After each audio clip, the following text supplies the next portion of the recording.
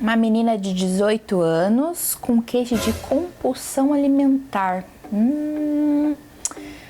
Vamos lá.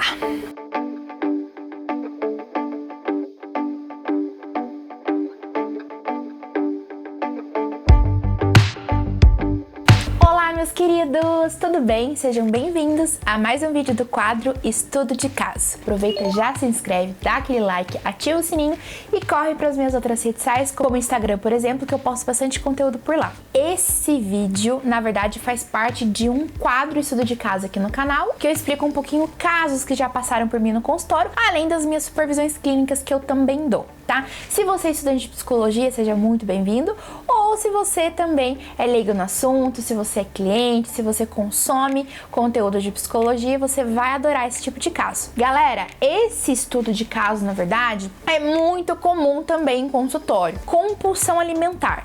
Não só compulsão alimentar, mas qualquer outro tipo de vício, como por exemplo, droga, pornografia, tudo que for compulsão mesmo, é um transtorno de obsessão ou um transtorno compulsivo, que já tem vídeo no canal aqui explicando sobre. E na verdade, a base de qualquer compulsão é a ansiedade. Então eu preciso entender de fato o que está acontecendo ali para o cliente estar tentando aliviar essa compulsão em forma de comportamento no dia a dia dele. No caso específico desse caso, é uma menina muito jovem, né? 20 anos, já tá com compulsão alimentar. Então eu preciso entender de fato como que é a rotina dela primeiro de tudo. Então as pessoas normalmente com compulsão, ou ela pode ter ansiedade aqui dentro, que eu também explico em outro vídeo aqui no canal, que são os tipos de ansiedade. Assiste lá que é muito legal. E aí ela pode ter também a ansiedade de comportamento, ser uma pessoa muito agitada, enfim. Quando é uma cliente que vem muito ansiosa e às vezes não deixa o terapeuta falar, normalmente na primeira sessão eu deixo mais à vontade, né, dela contar como que ela tá lidando com esse tipo de vício, qual é o contexto, a frequência, o que que ela sente, por que que ela faz. Mas como vocês já estão carecas de saber em todos os meus vídeos, normalmente quando a pessoa ela procura um atendimento de terapia, a gente precisa aprofundar, a gente precisa entender qual que é a raiz desse comportamento dela. É uma cliente que procura um atendimento com a queixa de compulsão alimentar porque os pais ficam falando que ela tá muito gorda. E aí ela não se identifica com o próprio corpo e aí o que que ela faz? Come, né? Então é muito normal, é muito comum as pessoas que têm esse tipo de compulsão ou elas terem baixa autoestima. Na maioria dos casos, não são todos, tá? Já tive atendimento que ela tinha uma autoestima boa, mas algum ponto específico ali, por exemplo, uma ansiedade no trabalho, algum ponto muito traumático na vida dela que desencadeou. Mas normalmente dos casos tem baixa autoestima. E o que a gente precisa fazer? Uma boa anamnese, um bom histórico aí para identificar e caçar o que acontece na vida dessa pessoa. E vamos então pro passado. A psicologia comportamental, como já tem vídeo explicando aqui, ela não foca muito no passado, mas eu preciso entender um pouco da vida dela para entender esses padrões comportamentais que se estruturaram no contexto atual que ela está vivendo.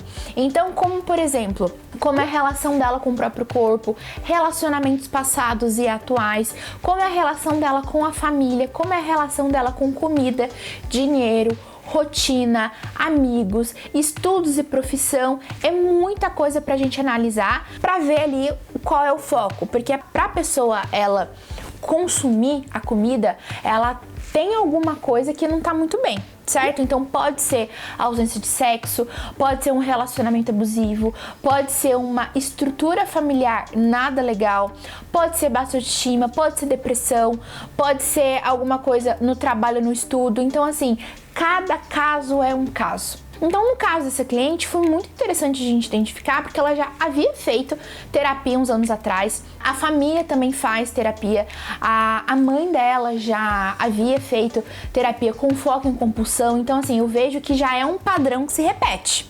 E é muito interessante a gente investigar também o que a família fala desse corpo dela. Na verdade, os pais elogiavam o corpo dela, né? Que na verdade ela era gostosona, e não no caso dela especificamente, porque ela tinha todo esse contexto de achar que os pais estavam punindo e na verdade não estavam.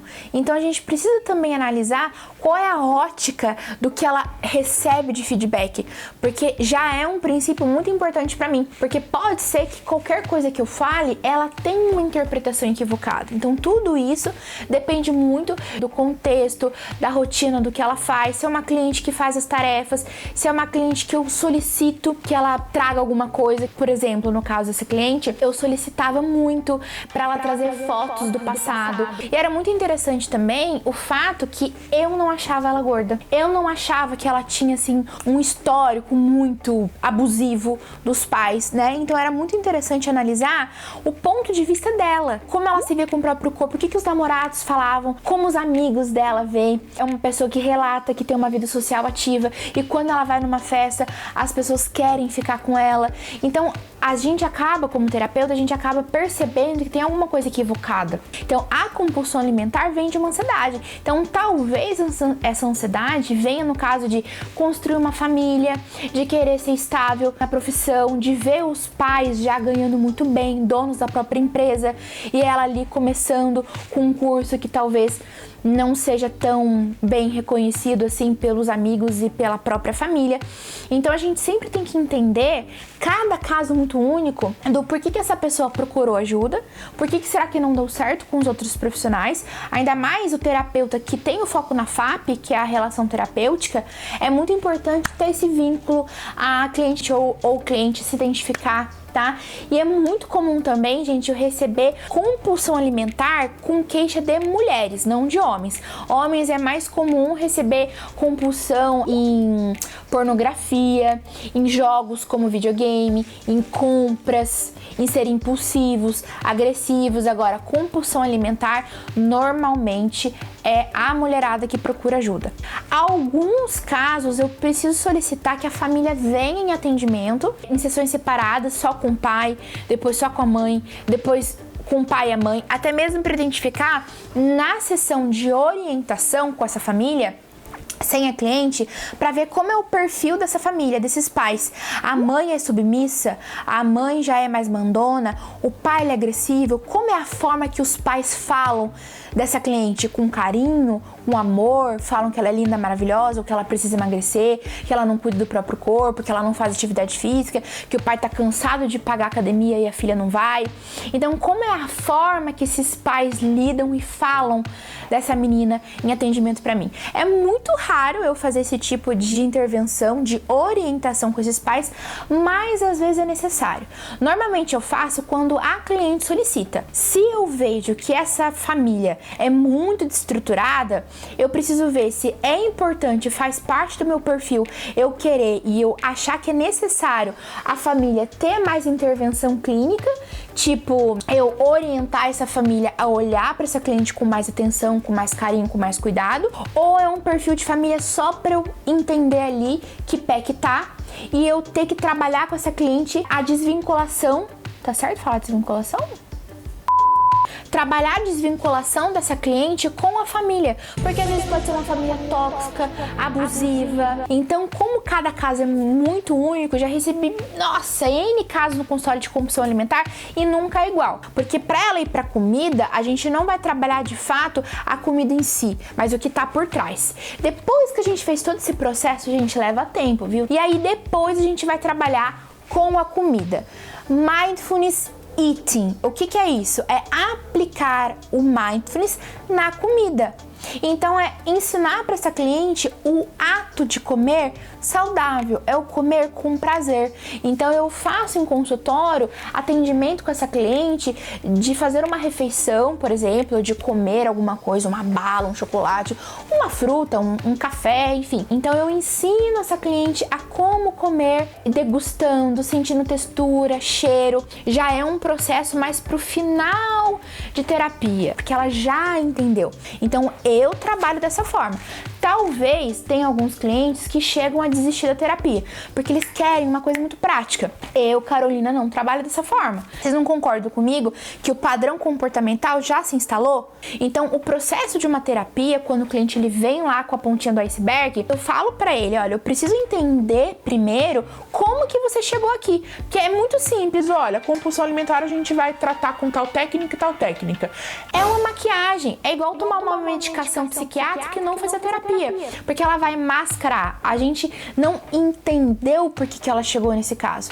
Terapia é autoconhecimento. Então eu preciso falar para esse cliente que ele precisa ter paciência, ele precisa esperar agora que ele está se conhecendo, agora que é um processo interno que vai doer, que vai sofrer, que vai ser ruim, é abrir aquele baúzinho com um monte de coisa ruim, negativa, mas depois que ele fez todo esse processo, o vínculo terapêutico já está bem construído, a família está mais acessível, com o namorado já está mais tranquilo, a relação com a comida até melhorou, raramente ela tem umas crises de compulsões, mas ela ainda tem. Aí que a gente vai pro Mindful Eating, tá? Depois que a gente foi fazendo esse processo, é muito legal eu ir com a cliente fazer um atendimento e uma refeição. Então a gente pode ir no shopping, numa praça de alimentação, a gente pode ir numa cafeteria do lado do consultório, a gente pode marcar uma refeição mesmo no almoço, marcar a consulta mesmo lá. É muito legal fazer esse tipo de contexto, até mesmo para eu ver como que a cliente age. A cliente, ela come desesperada, o que ela pede? É uma comida mais saudável? É uma comida que às vezes ela não aguenta tudo? Ou ela fala pra mim que a minha presença ali tá deixando ela mais confortável e ela não sente a necessidade de comer rápido? Então é uma variável muito legal de trabalhar com os clientes nesse tipo de contexto. Gente, compulsão alimentar, quando envolve combos, né, de família, etc., demora muito mais esse processo. Eu, inclusive, já tive compulsão, já trabalhei, então é muito legal identificar o que de fato está causando. Mas normalmente, dos casos, como é a base da ansiedade, a compulsão não é uma doença, é um transtorno. Então ela pode ser que volte se a cliente tem ali uma recaída, ou mesmo depois de muito tempo de terapia que ela já parou, que ela já recebeu alta, que ela deu um tempo, volte. Então, a terapia, como ela é autoconhecimento, é preciso entender que pode ser que volte, porque a compulsão, ela pode ser que, se não tratada, ela para de ter a compulsão alimentar, mas ela muda o foco para uma compulsão, por exemplo, de compras, de pornografia, de jogos, de café, de sexo, enfim. Então é muito importante entender o que está faltando ali na base dessa ansiedade, que vai alterar essa compulsão alimentar para outro tipo de contexto. Entenderam? E aí, cabeça borbulhando?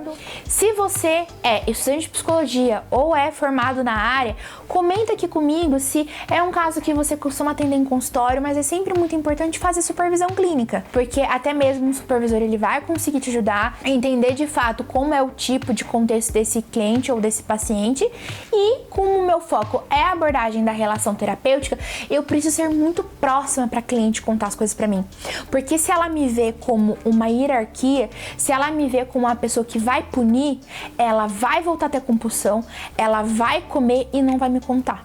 E aí a terapia não vai fluir. Por isso que é muito importante a gente passar algumas tarefas, passar algumas reflexões para essa cliente, e sempre que ela precisar ter acesso a mim, eu preciso ser empática e habilidosa e acolher essa pessoa que está em sofrimento. Combinado, gente? Dúvidas já sabem, só deixar aqui nos comentários que eu respondo vocês. Espero que tenham gostado, tá? E aberto aí a mente para vocês pensarem e refletirem um pouco mais sobre o caso. Um beijo e até o próximo vídeo. Olá, meus queridos, tudo bem? Sejam bem-vindos ao... Eu ia falar, sejam bem-vindos ao YouTube. Não deixa de ser, né? É.